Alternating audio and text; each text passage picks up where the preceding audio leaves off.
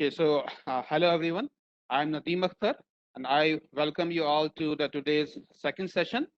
And we are very sorry for the delay because there were some technical issues in joining as a panelist. So I'd like to introduce this session's speaker, Dr. Puneet Gupta. Dr. Puneet Gupta is working as an assistant professor in Indian Institute of Technology, Indore.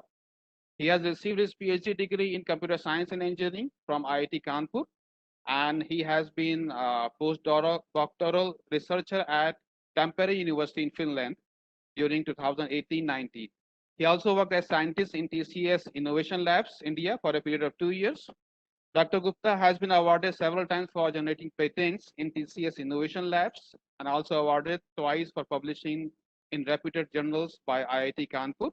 He has published several papers in reputed journals and conferences and has been associated with as reviewer in reputed journals like IEEE Transaction on Cybernetics, IEEE Transaction on Industrial Electronics, Digital System Processing, and several reputed conferences like WACV, ICRA, ICPR, and ICIP. Dr. Gupta's research interests include computer vision, deep learning, and image processing. He works on to make the current technology useful for human beings by analyzing their behavior. He contributed on fusing multiple biometric traits for authentication, analyzing facial expressions using deep learning, measuring human vitals like heart rate, breathing rate, blood pressure, using unobtrusive and non-contact human videos, and cross-model learning. So in this session, Dr. Gupta will deliver his talk on heart rate monitoring using face videos. I request you, Dr. Puneet Gupta, to take over. Dr. Gupta, please. Dr. Gupta, can you hear me?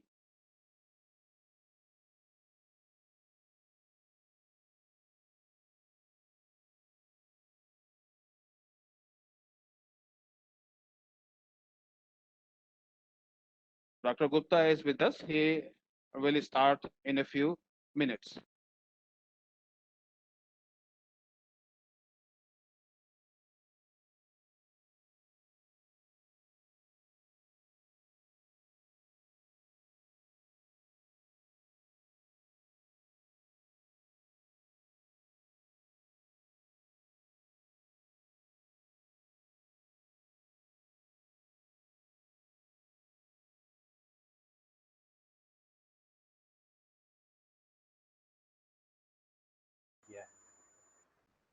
अब मैं हो गया ना, right? Yes, thank you. Yep, thank you and sorry for this delay. Am I audible? Can anyone say, yeah, am I audible? No?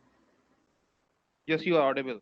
Yep. Yes. Yeah, thank you. And once again, I apologize for this delay. So I think let's start from our presentation. In this presentation, I am just going to talk about what remote PPG is, where we can apply it, and how one can extract out remote PPG. So, next slide, please. Yep. First, let's understand what is heart rate. Heart rate is given by the number of times our heart beats per 60 seconds. And there are various ways to figure it out or to monitor our heart rate or to estimate our heart rate. And they can be categorized as invasive or non-invasive techniques. Invasive techniques like cardiac catheterization. In this, what happened is we insert a flexible tube inside the human body, and then we go in that tube. One end of it goes near to your heart, and then it will analyze its activity, that how this heart is beating and so on. Other way of categorizing these method is obtrusive versus non-obtrusive mechanism. So unobtrusive means without any hindrance. That means one can perform continuous monitoring. And for this purpose, one can use variables or some embedding sensors in the environment. There is one more categorization, which is contact versus contactless mechanisms. So contact means that the sensor who is going to take the human data it is in close proximity with human body. There is a direct touch involved between them, and contactless means there is not a direct touch involved there between them. Next slide, please. Yep. So hopefully, there are lots of heart rate estimation devices, and hopefully you guys have seen these devices. So these are ECG, PPG, and wearables. Well, ECG, what uh, we do is we place a lot of electrodes on the human body at various other places, and then the electrical activity of the heart is measured. So again, in that kind of scenario, definitely a bulky sensor is required. Again, that would be going to pretty much expensive, and a direct contact is involved in ECG. Then another one is PPG, photoplethysmogram.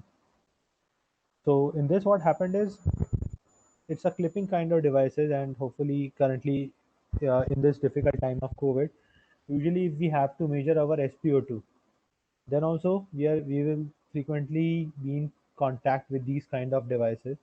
So in this, what happened is this clip kind of devices will be placed on the finger or on ear to measure the changes in the skin. Basically, not only it provides you SpO2, but it also provides you heart rate estimations.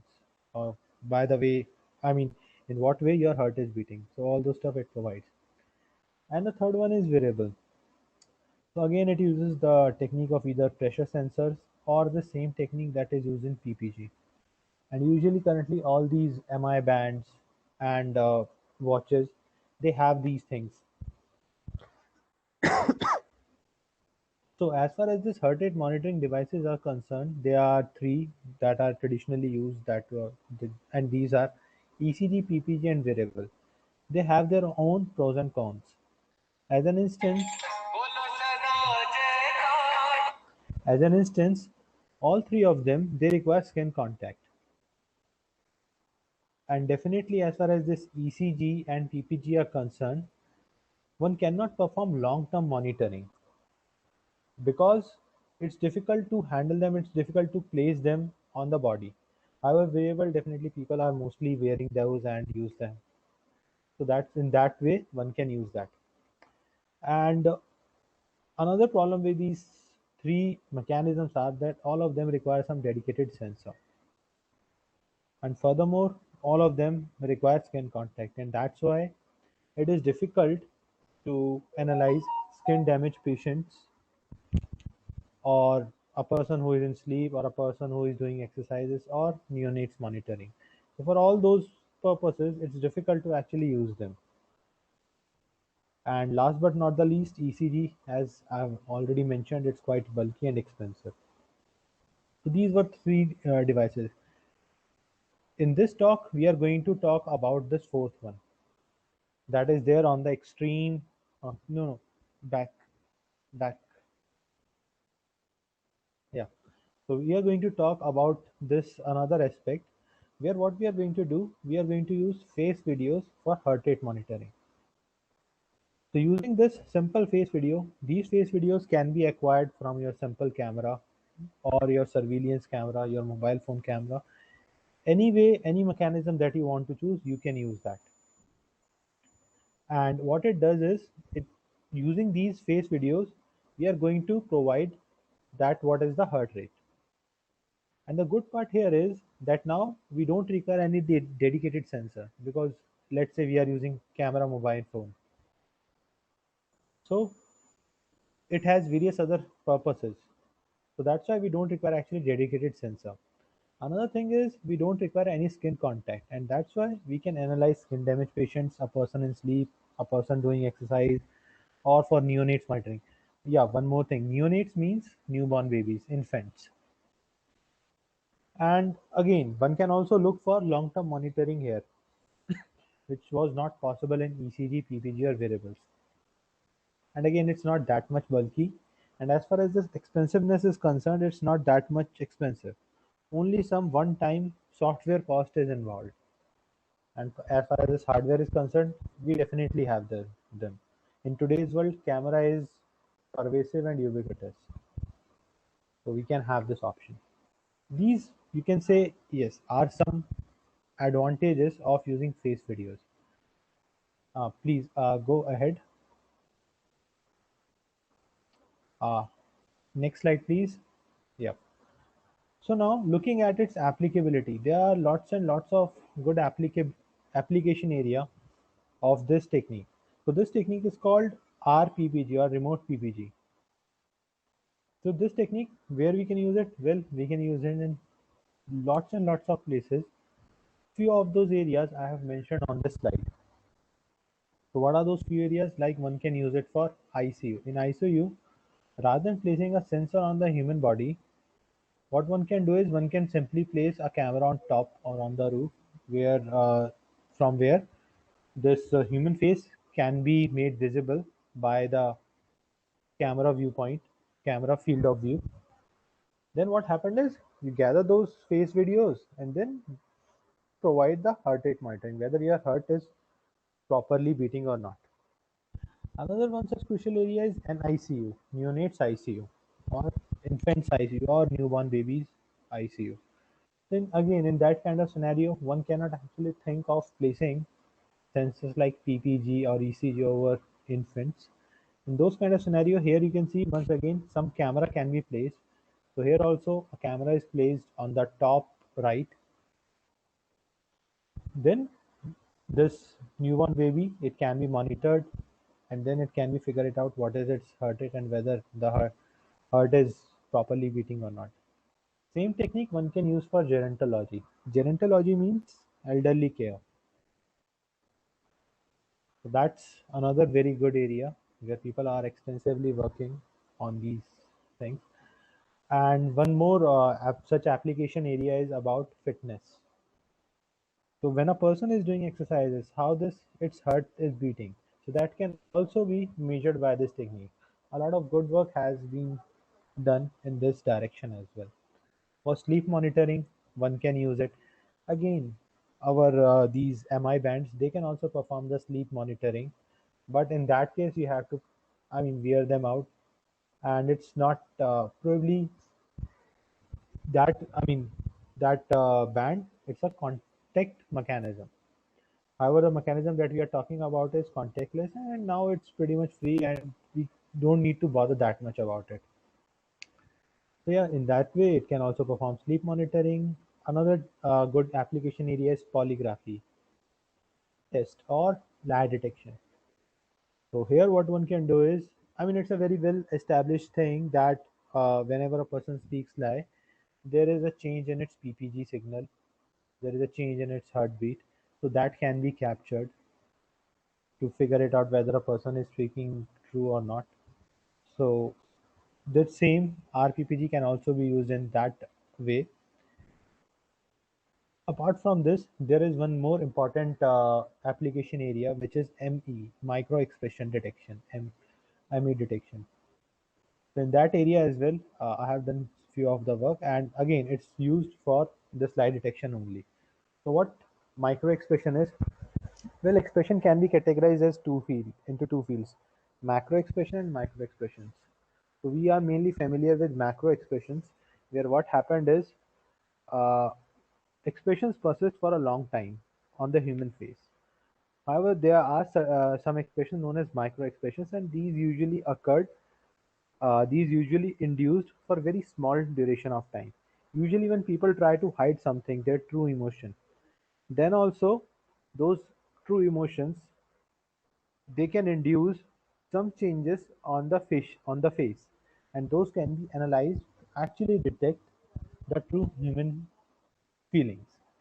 So yeah, I think due to this, I mean, I'm unable to connect. Otherwise, I'm going to show the demo for that as well, and then you probably can correlate much better to that. But yeah, this polygraphy test and HCI, human computer interaction. So one can use this RPPG for actually this micro expression detection, and that can be further used for various other purposes like lie detection and so on. Other possible area is stress analysis. Face anti-spoofing, again, I am doing a lot of work in this domain, and there was some demo to show, but unfortunately now I cannot. And then there is surveillance, liveness detection, whether there is a actual person or not in the scene, that can also be detected by this. And then we have this automotive monitoring, that whether a person is sleeping or not, what is the current state of the driver, is it feeling sleepy or not, is it attentive or not, all those things one can actually get a clue from this RPPG technique. There are various other important applications like augmented robotics. It is very power. I mean, it is extensively used in that domain. Another one is commercial advertisement rating. Once again, for human computer interaction, as I was said, one can look for micro expression detection, and that can tell us about the true human feeling. So for advertisement rating, again, most other people, they don't react, but still, whether they feel disgusting or whether they are actually aroused with those advertisements, that one can gather by having this kind of mechanism. Another important area is about video summarization and palpation. So frankly speaking, what I just want to say here is this: that yes, this remote PPG has a lot and lot of applicability. And in this slide, we have just shown a couple of, probably the one that probably I like the most. But there are various other applications, and people are extensively working on this and exploring even different areas altogether for this purpose. Even in healthcare only, there is also one application. Recently, a paper comes up from that. So basically, what happened is there is a pregnant woman. You take its face video, then based on that, you figure it out not only the, you can say, heart rate of that lady, but also the heart rate of the fetal. I mean, the baby that is there inside her womb. So this is also another good area where people can look for. So yeah, next slide, please. Yep. So now, again, that's true that it's a very important technique and it provides and it opens a lot of research area. But it really seems absurd that how one can detect a face, I mean, how one can detect this heart rate just by using the face video. So, what is actually the principle? Is there any mathematical justification behind that? Well, the answer is yes. The principle is this, that whenever the heart beats, it introduces subtle variations in the facial color and head motions. Again, these subtle variations of facial color and head motion, they are undetected by human eye. But thankfully, the camera have can gather those, can acquire those, and then just by using these face videos, we can analyze them. We can figure out those small color variations or head motions. So why there is this facial color change? See, we whenever a heart beats, so what happened? It pumps up the blood, and that pumping of blood is going on in all the, I mean, in the arteries, and those arteries specifically, which are mainly covering your full body. So what happened is, just inside your skin, again, there are lots and lots of, you can say, network of arteries from where this color is flowing. So whenever this pumping happens, there is blood flow, then there is not. So this introduces some change there. Definitely, this is not visible to human eye, but as I was saying, this can be actually acquired, and this can be easily acquired from camera, and by having those acquired image, we can actually work on that and see those changes. And then there is head motion. So why there is head motion? Again, this arteries, when they want to push the blood flow, the blood in your head. So there is some arteries in the in your, you can say, throat. So those are known as carotid arteries, using which the blood is pumped upwards, that exerts some upward force, due to which your face moves upward. Now, due to this Newton's third law, there is equal and opposite reaction, so your face will exert a downward motion. So that's why there is motion in bidirection. So there are these two principles, that there are facial color variations, there are head motions. And unfortunately, our human eye, they cannot, they are latent, frankly speaking, towards these small changes. But with camera, we can acquire them. So basically, it's like this, that we have, let's say, a complete video. One example is shown where there is, you can say, a hypothetical face and this video having green background. So what we do is we first take up a contiguous frame of video. We call it one window. Then we analyze this window, and our aim is to figure it out the heart rate in it. Then we move to next window. Then we analyze that. Then we find out that what is the heart rate. I mean, what is my heart rate in this, and this process goes on. And that's how we get a series of heart rate estimations, definitely at different time interval. We also call it like heart rate monitoring, that how my heart is beating in, let's say, a contiguous time. But again, this technique has lots and lots of challenges. So it's not that much simple. Just remember that always remember this, that we are actually talking about subtle variations. And unfortunately, there are various variations that can happen in a face, like we can have some eye blinking, or we can have facial expressions. Again, those are going to introduce a lot of changes on the human face, and that's why it's problematic. Those can also be sometimes considered as a remote PPG or as a heart rate signal. Then there can be camera parameters. Uh, an example of camera parameter can be, so probably we have observed when we start our camera for acquiring a scene. So there is initially a time where there is a huge blurring, because at that time our camera is not in that much of focus.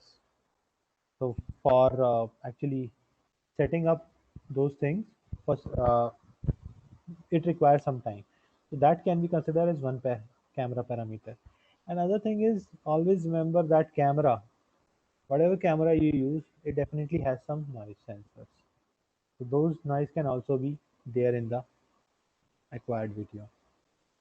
And another very important challenge that we have to always, you can say, somehow try to mitigate them to get accurate heart rate prediction is environmental factor. An example can be illumination changes, right?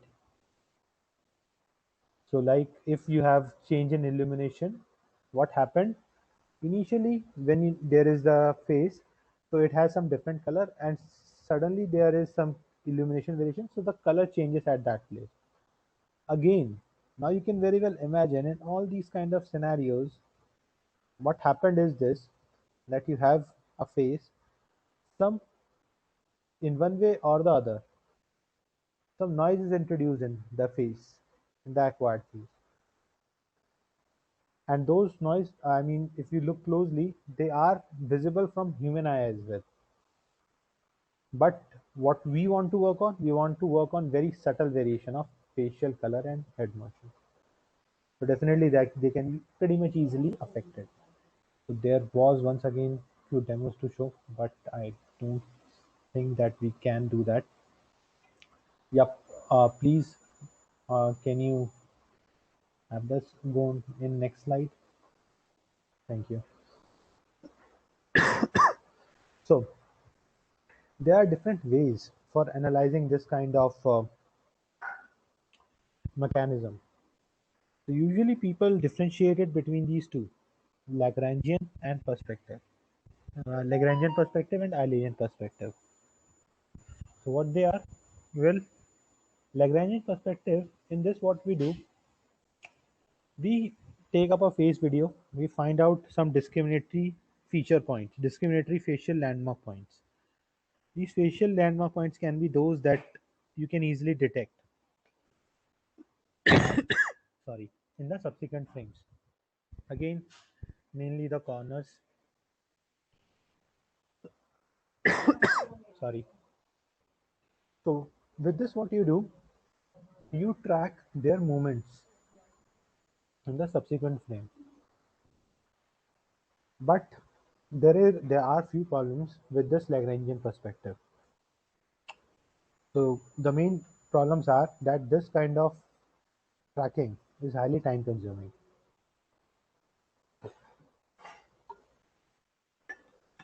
And second, usually what happened is on face, we don't get that much of discriminatory features.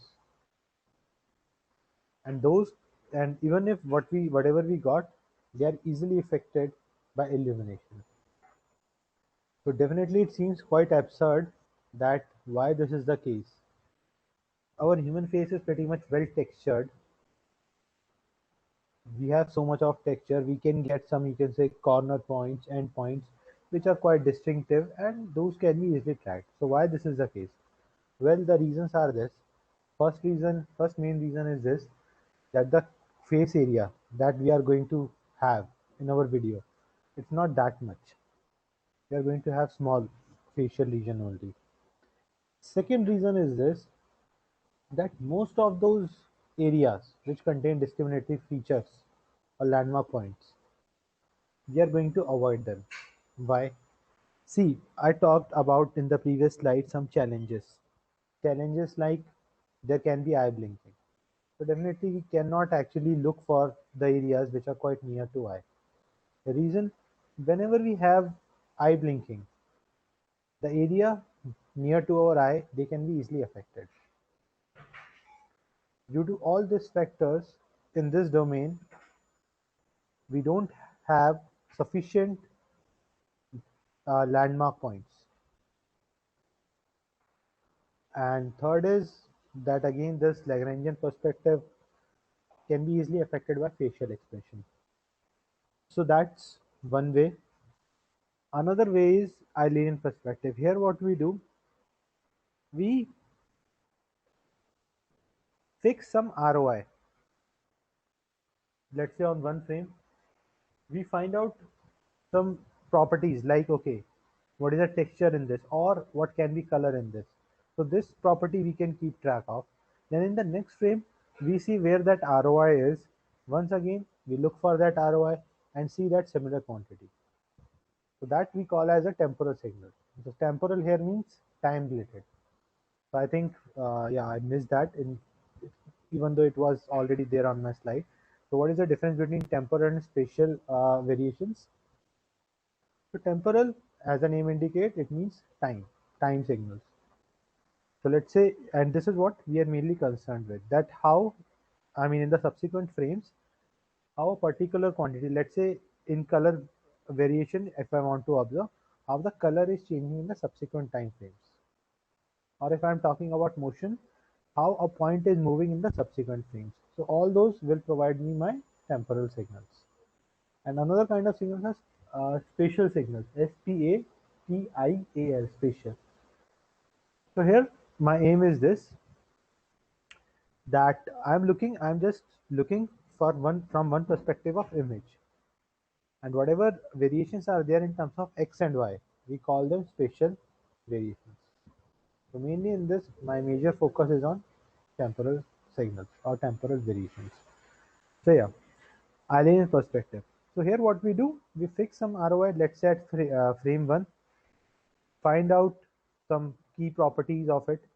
Then I go to the second frame, look for that same ROI, find out that property, maybe the color or appearance, something like that I can see, and that's it. So that is going to give me my temporal signals.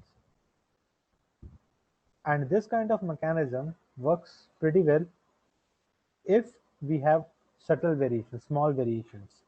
And thankfully in our case, we have only this small variations, right? And also we can avoid time consuming tracking here. So that's another good advantage, that we can perform it in pretty much real time. But once again, all those drawbacks that were there in Lagrangian, apart from this, like inappropriate camera focus, illumination, expression changes, all those things are still valid in Eilerian perspective. So they both share same drawbacks. Only thing is that yes, Eilerian can be used for our purpose because we are looking for small variations, and in that case, Eilerian can be used. Second one is it does not require that much. It can avoid time-consuming tracking. Here, tracking is quite easy.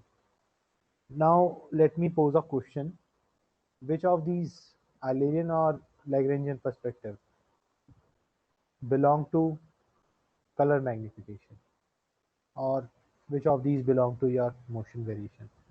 Can anyone answer me that?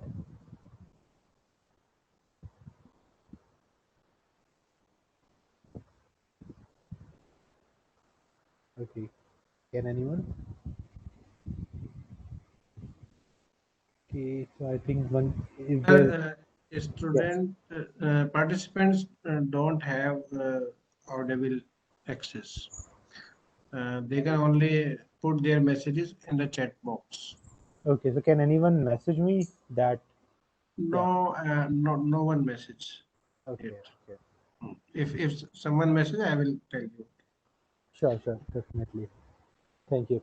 So yeah, as far as this color magnification is concerned, once again, iron perspective is the answer. Reason? Since I was saying that what you do, you have one ROI, you look for frame one, you see some properties like appearance or color, so you can look for color here. Then you go to the next frame, see where that same ROI is there, and then look for color variation. I mean, like for the color. So that's why the variations you are going to get in this kind of perspective is mainly color variation. So that's why it's like a color magnification technique. However, in case of Lagrangian perspective, what we do, we explicitly track the movements of discriminatory facial landmark points. So in that sense, it is actually tracking how a face is moving. That's a motion magnification approach, or it analyzes the motion variations. Yeah. So please, can you go ahead? Uh, can you go to the next slide?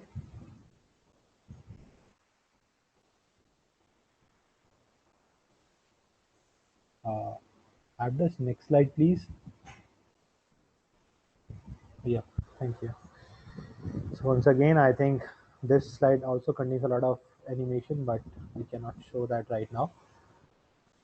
So just understand this slide completely. This slide mainly contains the gist of RBPG method.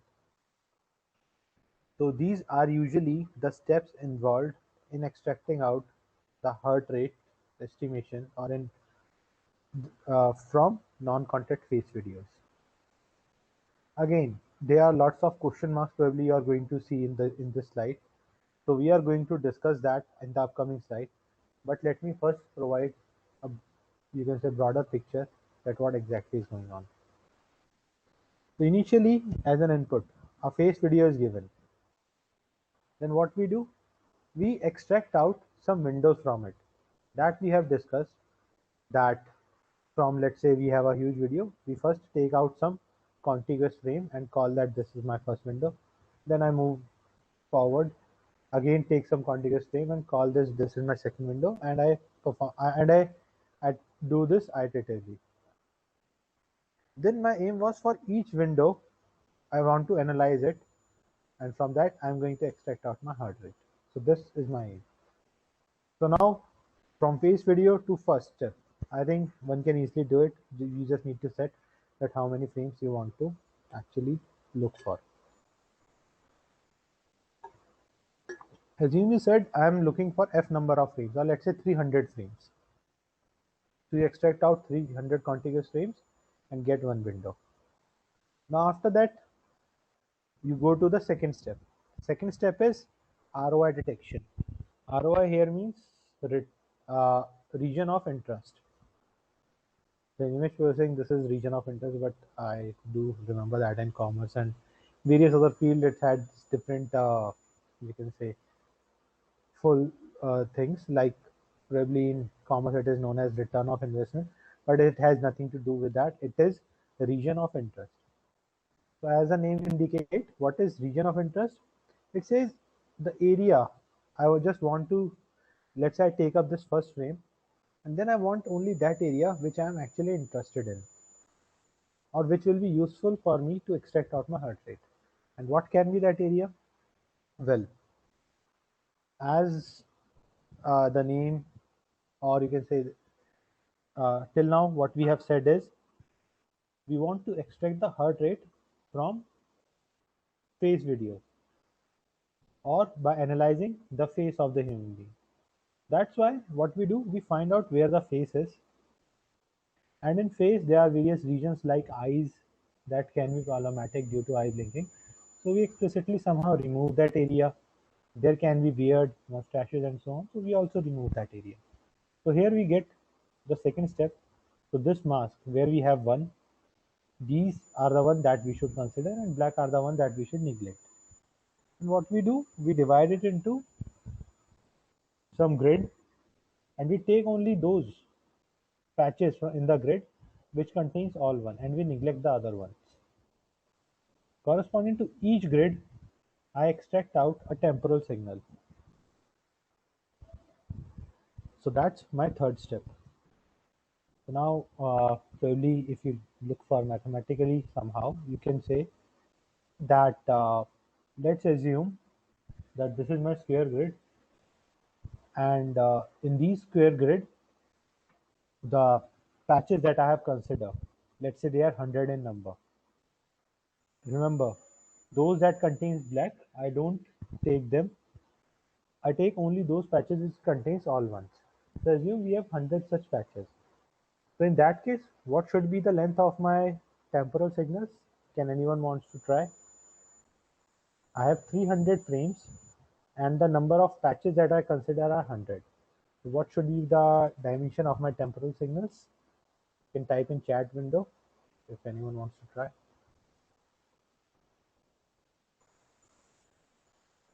Anyone?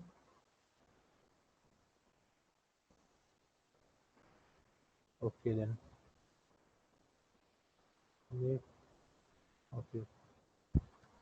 Yeah, that's one more thing. If anyone has any doubt, please do, even you can put that in chat window. So as soon as I find out, I just answer that at that point only. So yeah, since there are 100, you can say region of, I mean 100 of these patches.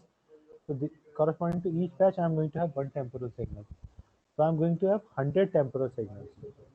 And what is the size of these temporal signals? Well, it corresponds to the number of frames. So what I do, let's say I have this one patch.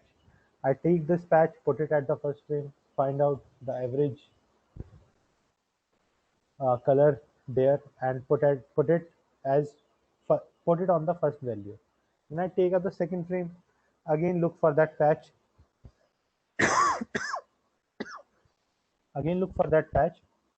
see the average color and put it at the second location. So that's how, if I have f number of frames, the dimension of each temporal signal is going to be f into 1. So it's a 1D signal and they are going to be f entries entered. So that's temporal signal extraction. Again, I have not told you right now that how one can go from step 1 to step 2 or step 2 to step 3. These all things we will see. Again, there is a very important thing to remember here is this, that it may happen that due to facial expressions, few of the temporal signals might be affected. Let's say a person is smiling. Then the areas or the patches that are closer to lip regions, they will be affected. Somehow we need to mitigate those. So for that purpose, we define a mechanism known as adaptive selection. So what it will do, it will tell that, okay, these are those regions which are actually creating the problem. So let's avoid that. So what it will do, it will prune in essence, it will just spoon some temporal signals. From the remaining temporal signals, we apply some mechanism known as blind source separation. Again, we will cover that in the upcoming slides. And from that, after that, we get our fourth step, which is pulse extraction. That means we extract out pulse from them using some mechanism known as blind source separation. Then from 4 to 5, what we do is we decompose this pulse into frequency components. For that purpose, we can use FFT, fast Fourier transform. So what it will do, it will decompose the signal into frequencies, and then whatever whatever frequency corresponding to which we have the maximum amplitude, we choose that frequency and we call it heart rate frequency. Then we multiply that heart rate frequency with 60, and that provides our heart rate estimation. So why we multiply it with 60? Can anyone tell me? Anyone wants to try why I multiplied here with 60? Well, So, so there are two questions in the chat box. In the next window dynamics of single changes, so instead of local analysis, global analysis need to be done. Please comment on this. Okay. See, if you say that global analysis, like you can take a long window frame, I mean large number of windows, that it is not going to provide the accurate results. Why? See, first reason is, as soon as the window size increases, there is definitely going to be large number of noise that you need to tackle up. And second most important reason is that, let's say, rather than taking a few second window, let's say 4 or 5 second window, you take a 1 minute video. So in that case, what happened? Our heartbeat, it is also changing a bit. So that is going to create some problems.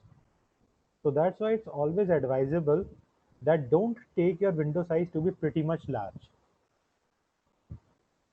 And again, And yes, sir. Mhm. What again? The second question is, what is the key role in object and video detection? How IoT role in that detection? Mhm. So what is the role of IoT here, right? So What see, is the role of IT? Yes. Mhm.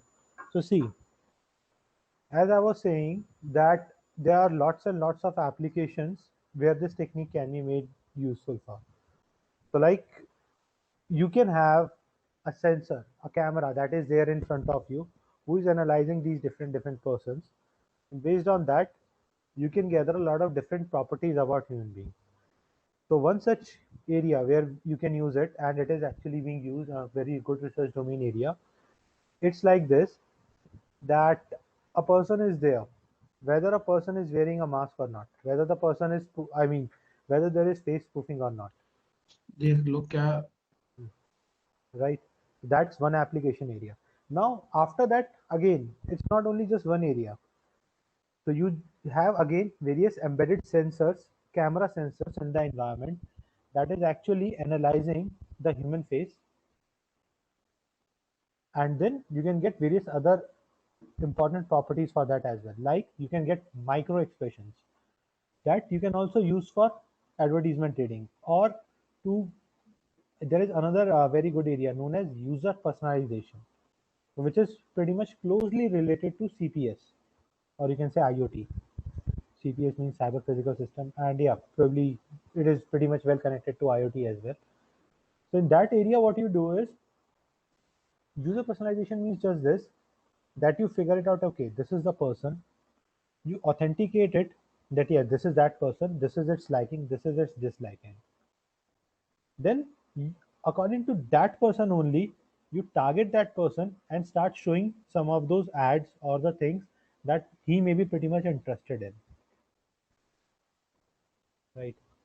So that's, you can say, targeted marketing, and which once again lies in something known as user personalization. So in all these domain areas, like authenticating a user, you require you can use this technique.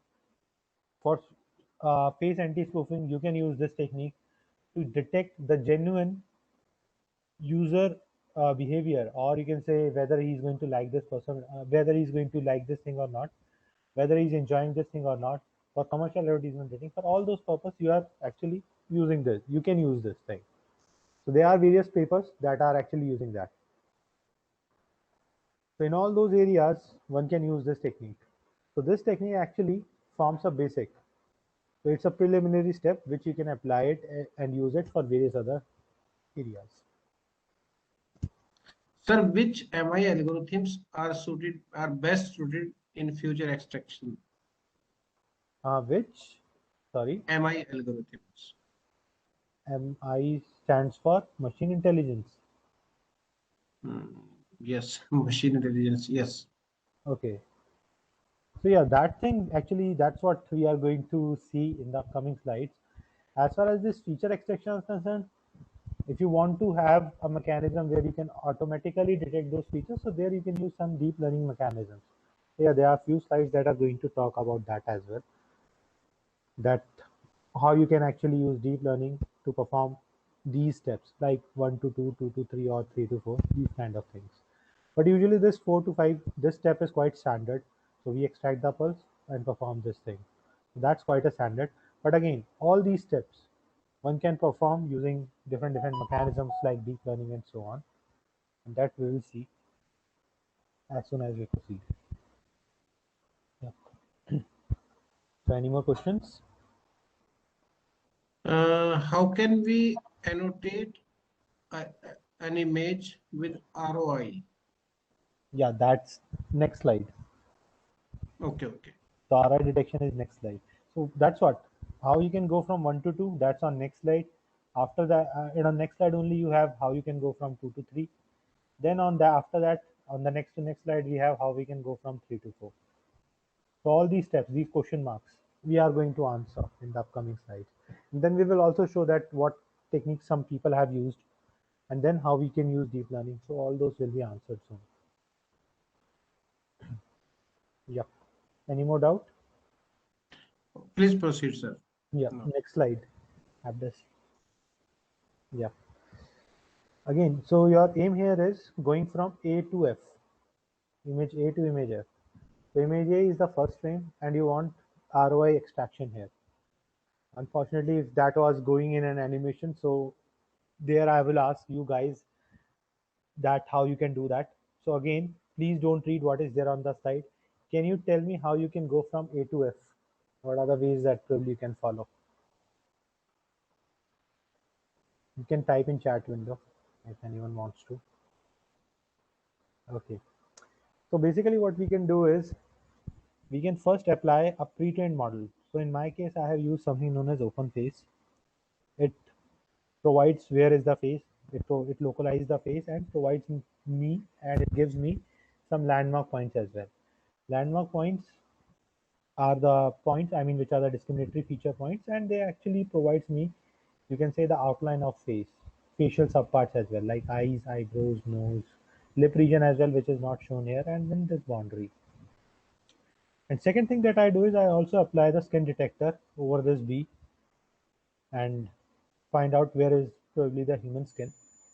Then what I do is on C, I apply some smoothing operation.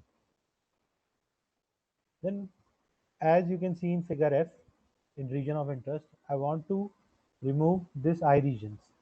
So that's why what I do is I take up these green areas, I mean these green discriminatory points in figure B, and I find out the convex hull.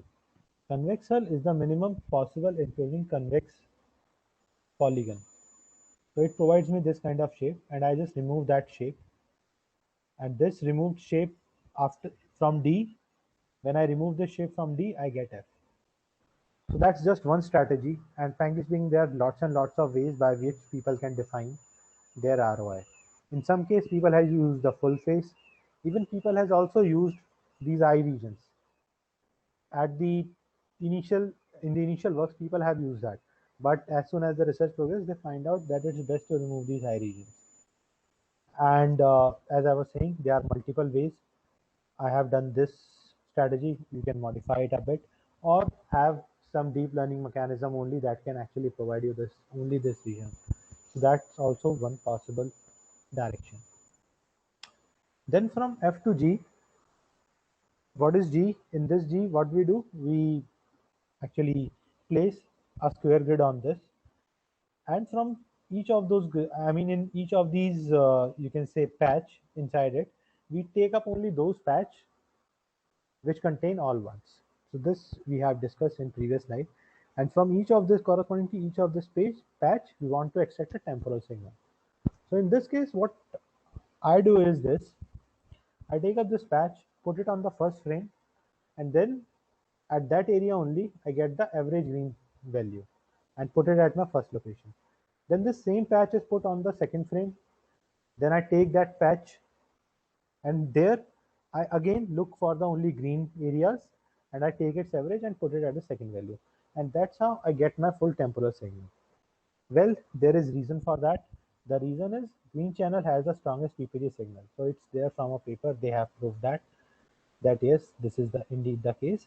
So I just have used this. Nevertheless, people have also tried with blue.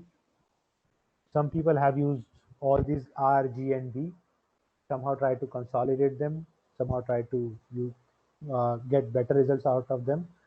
Other possible thing can be you can use HSV space or you can use grayscale value. There are various possible options for that. And even some people have worked in this domain that they want to, you can say, have some motion resistant patches. I mean, perform some operations on this so that even if you have motion, then you are going to get better result. But as I was saying, as soon as we start experimenting on large data set, having lots of variations, at least in my case, I find that yes, green performs me better. I mean, green intensity provides me better result. Even the codes for that, all these things that POS and there are various other such combinations, Chrome, CHROM. Their codes are also pretty much available. If anyone wants to try, they can. But yeah, this is my opinion. I mean, my experience that yeah, in my case, green performs better. So I just use that. So that's how I extracted out the temporal signals. Now after that, what I do, I apply some bandpass filtering to it. So that since the heart rate, there is particular frequency range, which is, let's say your heart rate should lie between 40 hertz to 240 hertz. It should not go beyond 240 hertz, and it should not go lesser than 240 hertz. These are some ranges defined. So just I that's why I apply bandpass filtering corresponding to these frequency ranges, so that even if we have some noise, that can be easily removed. Now, next slide, please.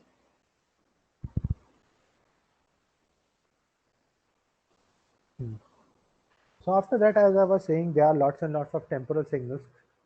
So each grid, I mean, sorry, this grid, in this grid we have multiple patches, and amongst those we choose few patches which contain all ones. So there are multiple of such patches. Amongst that, it may happen that due to expressions, some of them may get noise. So that's why what we can do is we can simply avoid a mechanism known as adaptive selection, where we simply remove some of these regions or some of these temporal signals so as to get better result. Now to understand uh, how we can perform adaptive selection, let's see this figure. In this figure, we have four temporal signals shown. So now, can anyone in the chat answers this question? That given an option, which of these will you pick as your temporal signals? Can anyone answer?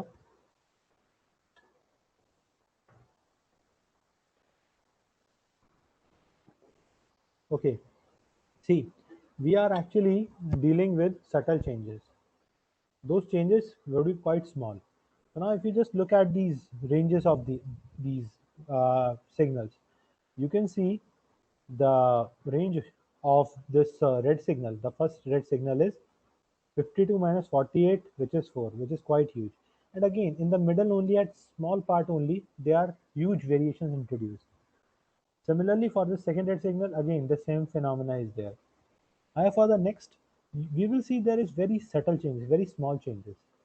So probably these are somewhat stable, where we don't have those noises. So this phenomena, I mean this observation, I want to capture, and that's why what I do is I define a confidence measure. See what my confidence measure is. So let's say confidence measure Ci corresponding to the Ia temporal signal is given by these fluctuations only. So if it fluctuates a lot, I say yes, it has high confidence that there is noise in it and I should remove it. So how this confidence is defined? Well, it is defined by the standard deviation divided by mean. What standard deviation is? Standard deviation, it's a statistical property and it measures how much fluctuations are there in a signal across its mean. So in the first and second signals, which are red in color, there you will see there is huge fluctuations across the mean. Probably the mean, let's say, is if it's around 50. So at 52 and 48, we have some entries, so there is going to be huge fluctuations. However, if you look closely, these blue uh, signals, there we don't have that much of fluctuations. Even our complete signal lies in this range of plus minus 0.2. So that's what I have done. Again, I have demo video to show, but I think I cannot. But yeah, this is what stable, this is what adaptive selection is. And that's how we can get some information of stable signals. And then we just choose these stable signals. And after this, somehow I need to combine these signals so that I can get my PPG signal. Once I have this PPG signal, I know how to extract the heart rate from it. Abdas, next slide, please. So if we think on dynamics, then non-linear analysis must be preferred than linear one. Please advise on this. Okay, Someone can you go back? And can you repeat the question as well once again? If we think on dynamics, Mm-hmm. then non-linear analysis must be preferred than linear one. Please comment on this. Non-linear analysis must be preferred than non-linear. This is what they are saying on dynamics. See, actually, the question I am unable to understand. Basically, here, I mean, if you just look for the domain knowledge, so accordingly, what this domain knowledge. Simple question is that why whether non-linear analysis is preferred or linear one are preferred. See, that's what I'm saying. So there, I mean, in this case, linear and non-linear analysis. So would it make sense? So here, what I'm just saying is, let's say you have this 250 frames. Somewhere in the middle, there is huge expressions due to which there are variations, large variations. These large variations are there introduced in these red signals. So that's why I just said that there are huge variations, and if you can closely see that from 48 to 52, we have gone. And this kind of behavior should not be there in the temporal signals. They are quite stable, and whatever changes we have, they are pretty much latent to human eye. So that's why probably these red signals are pretty much, you can say, are affected by the expression. So when a person is, let's say, smiling, so there we have some stretching in the areas nearby to it. Let's say there is some beard, some beards are introduced in some blocks. Previously, those were not there, due to which what happened? Large color variations are introduced. So that's it. As far as this linear and non-linear is concerned, this whole thing, these all signals are non-linear only.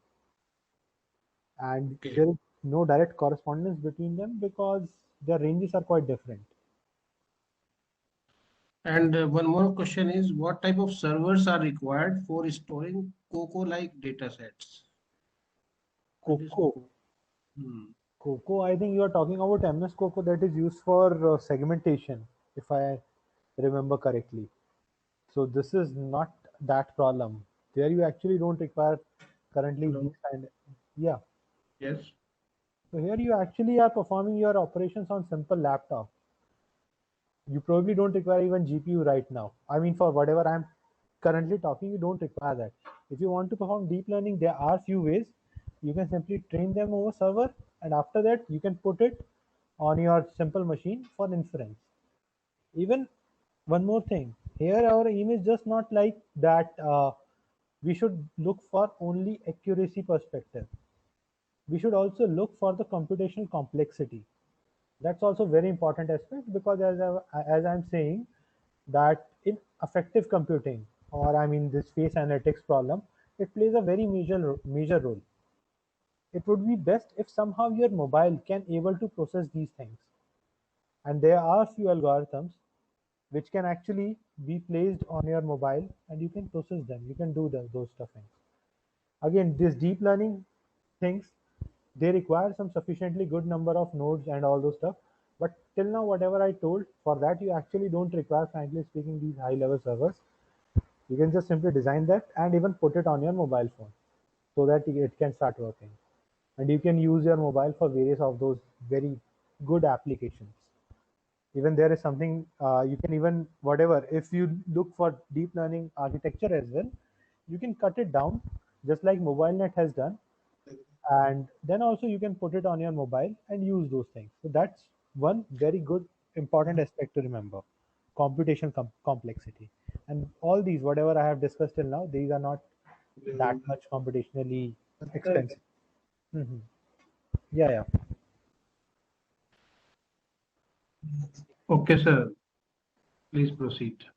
Yeah, yeah. Next slide, please. Now this one. Yeah, yeah. So Okay. now we have stable signals, and from using those stable signals, I want to extract one PPG signal. So that is my aim. In order to do that, I use something known as blind source separation. So some very good important, I mean, some very relevant blind source separation techniques are PCA, principal component analysis, and ICA, independent components analysis. Hopefully, most of you have heard of these PCA. So the intuition that is used here is this: that each of these stable temporal signals contains PPG signal, but they are also corrupted by some noise. Some noise is added into this. And these noise depends on their facial structure, user characteristics, and some environmental settings. Again, facial structure is different at different locations, so that's why these noise is also different. So in those kind of scenario, what one can do is one can use something known as blind source separation. What it do, it tries, I mean, it will take up these signals and try to decompose these signals into their source signals. And in our case, one of the major source of these signal is our PPG signal. Again, this is what we are actually looking at, right?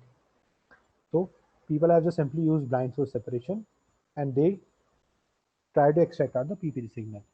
There is one more thing that people have often used is this. So in the middle, you are looking at two figures, up and down. So if you look closely, if I ask you which of these figure you will pick for your PPG signal, by now I hope that your answer would be the top one. The reason is this, that it looks pretty much periodic, which probably like our ECG and kind of signal looks like. So the important point here is periodicity, that our these kind of signals have high periodicity. Periodicity can be measured by again decomposing this signal into the frequency domain and seeing that only one of the frequency has a high value and rest other have pretty small values. However, in the signal downwards, you will see this is not the case. These two things people are using: blind source separation and periodicity.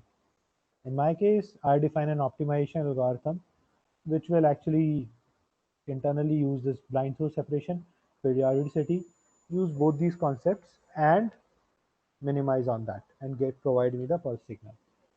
Again, there are various ways to do that.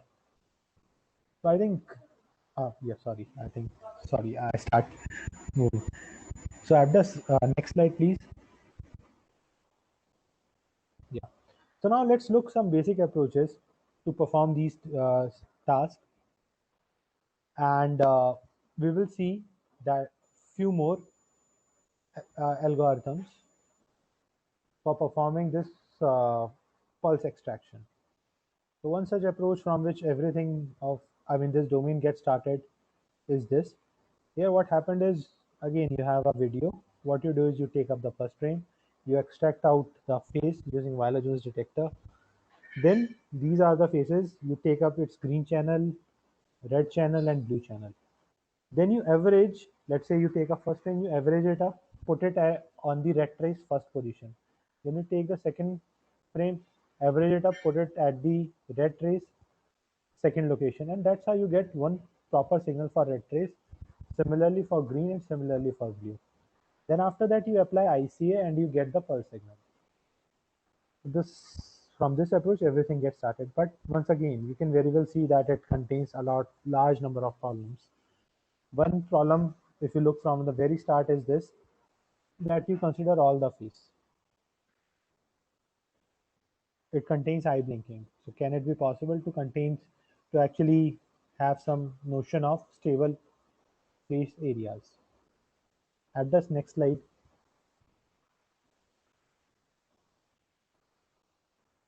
Yeah. So working on that, this paper comes up. Again, it also shows its important, I mean, the importance of this approach in fitness monitoring. So here that approach is more or less same. The only difference is here the authors have chosen some stable face areas like these cheek regions, and from that they extract out the R trace, B trace, and G trace. Then after that, rather than applying ICA, they just simply combine them and get the PPG signal. That's it. But once again, if I ask you the problems with this, probably by now you can provide me lots and lots of problems with this approach. The simplest problem that you can see is that they simply add this R, G, and B. Probably they can use some blind throw separation to get better results. So yeah, there are various ways to even improve that. At this next slide, please. Yeah. So now there is this another approach. This approach, I just put it in the slide because up till now, whatever I have discussed, they all are Eilerian approaches, color-based approaches, where I just figure it out that how color are varying.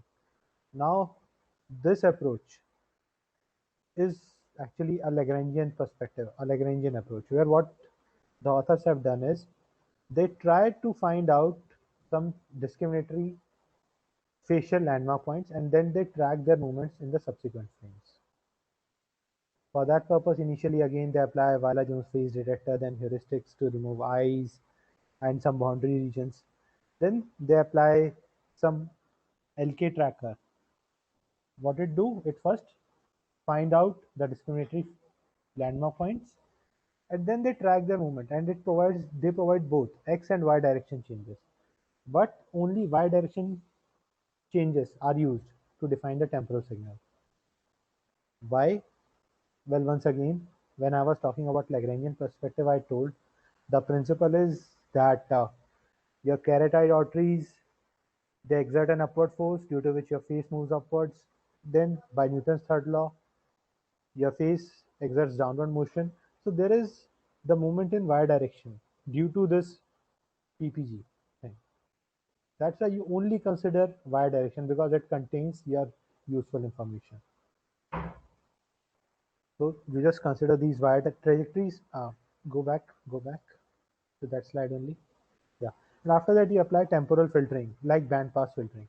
Then on the next step, what you do, you apply principal component analysis of blind source separation.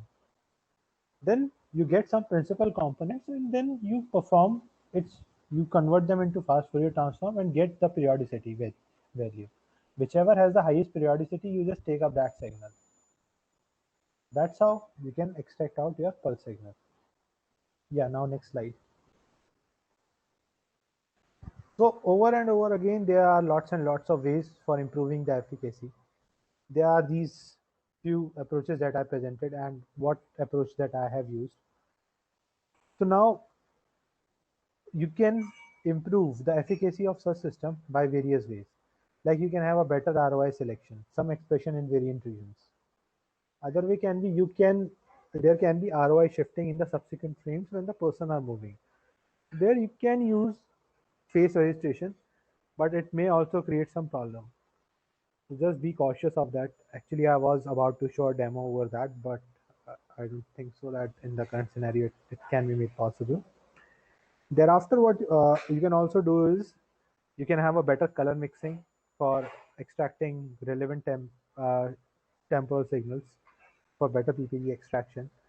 You can have this adaptive temporal selection mechanism. You can change it a bit so that it may provide better result for your case. Better blind source separation you can use, and you can also use some post processing. So let me just tell you about what post processing I'm talking about. So next slide, please. Yeah. So this kind of post processing I'm talking about. So on the very left, you have initial pulse, and on the lower part, you have the corresponding. On the lower part of it, you have the corresponding frequency spectrum. So this was your pulse. Somehow you want to improve it so that you can start getting better results. So what you can do is you can apply some post processing like baseline cancellation. So what you do, you find out their maxima or the middle point of it and try to arrange it in a line. So that's baseline cancellation. And then the second term is detrending. So where here what you do, you divide this signal into several patches and then try to reconstruct each patch by using its local neighborhood. So that's detrending. So you can see from the downward figures that as soon as you just have this baseline cancellation, somewhat you are having a better PSD. And when you apply detrending at the lower, once again you can see you have a pretty much better frequency spectrum as compared to that of the initial pulse. So these, I mean, this is one of the most, you can say, extensively explored post-processing technique in this domain. People are actually, blindly using this technique. Again, there are ways by which you can also improve that. Some ways are like illumination, how you can remove, and so on. But yeah, there can be various post-processing that you can apply. Can you go ahead, Abdas? Next slide, please. Yeah. So now there are various future direction for this work. Really, what you can do is you can incorporate prior knowledge for better HR estimation. So this is the work that I have done, and I have shown how it performs. So here the thing is like this, that as I'm talking about window things, and each window you analyze to extract out the heart rate. But probably your aim should be like heart rate monitoring, how you can perform better heart rate monitoring. So what you can do is, let's say you're at the TF window, you get some value, you get your PPG signal out of it. But there is one important property also that now you can use. The property is that there won't be a sudden change. Like it shouldn't be the case that your heartbeat is, let's say, like right now 80, and just in 1 or 2 seconds, or let's say in 5 seconds, it can suddenly jump up to 120. That cannot occur. So if there is going to be a smooth transitioning between these heart rates. So in those kind of scenarios, to leverage this intuition, what I have done is, so let's say at T, I extract out my pulse signal and it says my heart rate is, let's say, 100. Then at T minus 1, I already have my heart rate at that point, and let's say it was 70. So what I do is I define a prior accordingly, appropriately according to it, and then modify my original pulse spectrum according to it. So that's something known as Bayesian tracking that one can use. This is what I have done. Other relevant research directions is one can use deep learning in order to predict these, and some work has been going on for compressed videos. Up till now, I have just discussed the work on uncompressed videos. I have taken the raw videos, but some work is there on the compressed video. Again, it's not going to provide that much of good HR estimation because we are again looking for very subtle changes. And in compressed videos, those subtle changes are mainly the affected ones. And last but not the least is one can work on improving its application areas. And frankly speaking, this is the direction currently I'm working on. So these are few research directions. Yeah. So now after that, as I was saying, I'm also just going to give you some glimpse of how you can use deep learning in this work. So deep learning is used in this work in a variety of ways. So in 2018, what happened is, I mean, it's one of the, you can say, the path-breaking research work. There, what people have done is they have their video with them. Then they find out, and yeah, in this, they don't actually use explicit face extraction mechanism kind of thing. Like in our case, we have used again face extraction. We use some deep learning architecture of OpenFace, but they have just used some end-to-end mechanism for this purpose. What they have done is they use two models, appearance model and color models. Appearance, you can also say it like that, it's a color model only. So they just give this color in, I mean, these frames one by one, and give it to the deep learning network. And for motion as well, what they have done is, since they want explicitly motion thing, so they, rather than giving the actual image, they just give the difference image. So let's say you have one frame CT at time t. You have at the next frame is going to be CT plus one again at time t plus one. You just subtract them, and this is your normalized difference. You just subtract them, and you also normalize them with the mean. Then you just give this as your another input again for the second stream. So both these streams they start working on collaboratively. Collaboratively in the sense that at one point they gave that there should be some image which is quite similar in to both of these, and they call them image, I mean that feature maps. And at the output again they expect the PPG signal. So it's a supervised kind of problem. Next slide please. But as I was saying, in each of the step, in one way or the other, we can use deep learning. So after that, in 2019, this work comes up and it uses two networks. First one is extractor and second one is HR estimator. And so what extractor will do, it will take up an image, just one image, or you can say just one frame, and produce a single number. So overall, it will take up a full video. For each image, it provides one value. Overall, it can provide us the pulse signal, in essence, if you just give sequence of images. So here by running it video, we can get pulse signal. And here the aim is that we want to maximize the SNR, signal to noise ratio.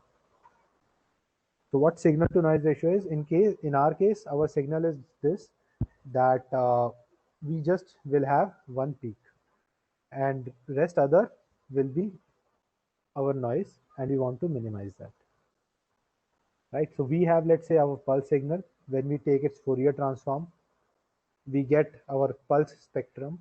In that spectrum, our requirement is there should be only one peak, or you can say we want to increase the periodicity. So that's how they define the extractor. Now whatever output you get, I mean the pulse signal that you get from the extractor, you give it to other network, you call it HR estimator, and then it tries to minimize the mean average error of the estimated and true value. And for that purpose, they define L1 loss. So that's another way. But I mean, that's just my opinion. No, just back to that slide. But that's just my opinion. I mean, till now, whatever experiments I have performed, this HR estimator is not providing me that much of accurate result. Probably the reason is this also, that already we know that if we have a pulse, how we can apply these signal processing techniques like converting into FFT, get the maximum, and it's pretty much well established.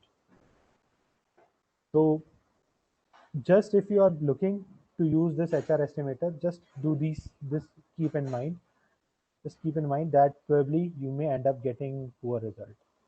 Yeah, please, next slide. Yeah.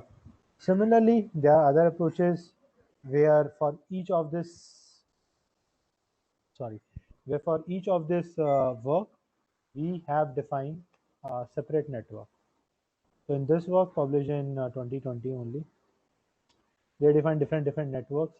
Like we have this first network. What it will do, it will once again take up R, G, and B trace. Sorry. Then it tries to detect the region of interest. So that's the only reason, you can say, purpose of this network. Then the output of this network will be given.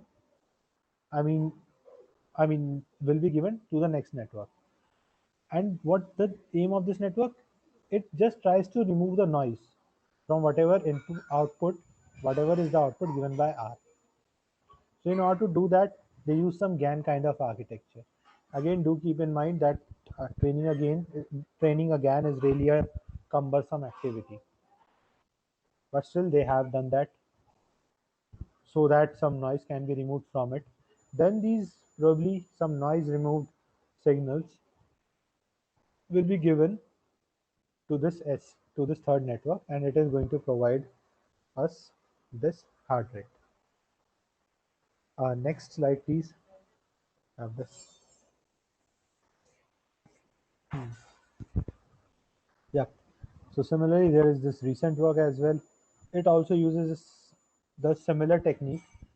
So they extract out the first region of interest in the first step. Then they extracted out these mean green channel region.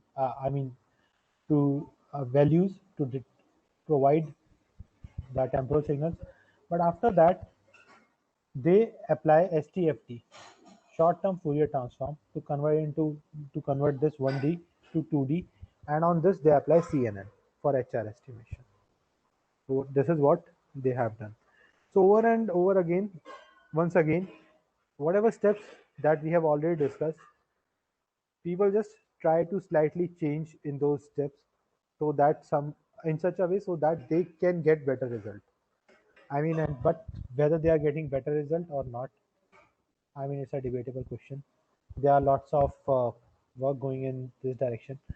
Why short-term Fourier transform is giving better result in this? Once you convert into 2D, why this happens? It's not properly explained in the paper, but still they have done that. Probably what they want is they are just saying that they want to apply CNN network into it.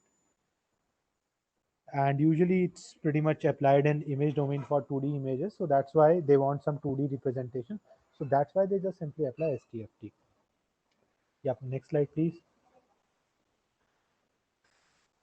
Yep. And likewise there are various other ways by which you can actually improve this deep learning in this direction. So one such way is proposed in this ICPR 2018 paper, sync rhythm. Here what the authors have done is they said that usually we are having this problem here that we have limited amount of training data. So that's why what they have done is they synthesize this data so that this problem can be mitigated.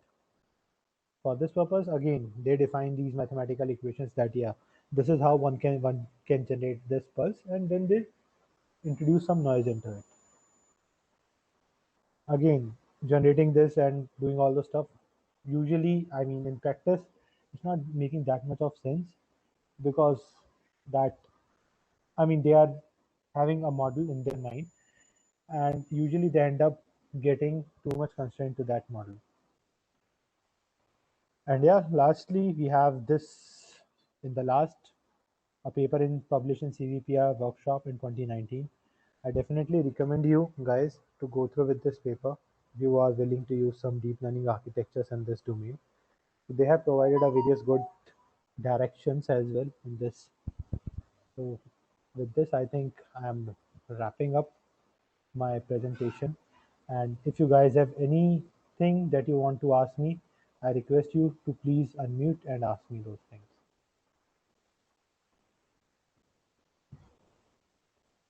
So there is a question. What about 3D image processing algorithms? 3D image processing algorithms, once again, What co- so whatever we have discussed, see, first of all, it's a 3D image only. We have frames and this is our third dimension.